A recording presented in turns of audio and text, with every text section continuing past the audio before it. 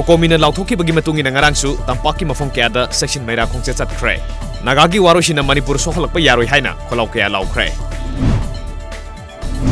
Imphal East Police Commando na singjamai chinga mathaktage aina thingkraba lalolup UNLF ki miyoi ni haiba nupa ani fare faraba miyoi ani adu makha taba wahang pahung gidamak singjamai police station da silakhre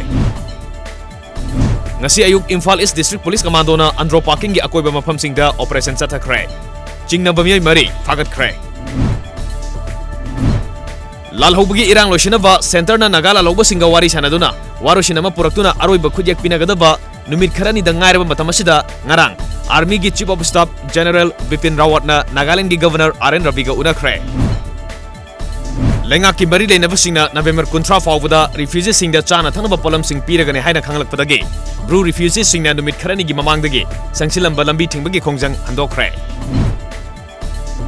Bay of Bengal dagi horokfa cyclone bulbul ngasi Odisha amadi West Bengal yorokpa yai haina Indian Meteorological Department na khanglakpadagi state ani asida nonglai nungsit ki section thorang kangkhatkre November 13 fawbagi manungda Ayodhya case ki rai lauthorokpa yabana pamdaba thodok thokpa thingnaba Uttar Pradesh da Central Paramilitary Force lising mari thajan khre Chief Justice Ranjan Gogoi na UP ki Chief Secretary DGP unagadori